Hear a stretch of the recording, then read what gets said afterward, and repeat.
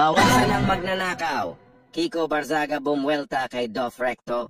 Umugong sa social media ang matapang na pahayag ni Cavite 4th District Representative Kiko Barzaga matapos sagutin ang babala ni Finance Secretary Ralph Recto tungkol sa planong ibaba ng Kongreso ang VAT mula 12% patungong 10%.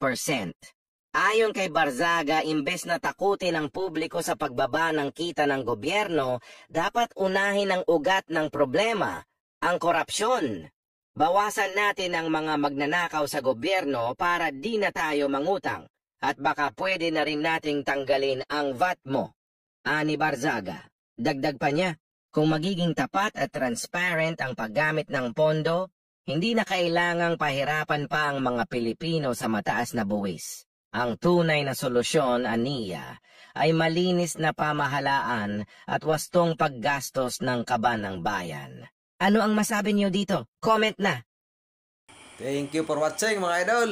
Please like, comment, follow, and share. Bye-bye.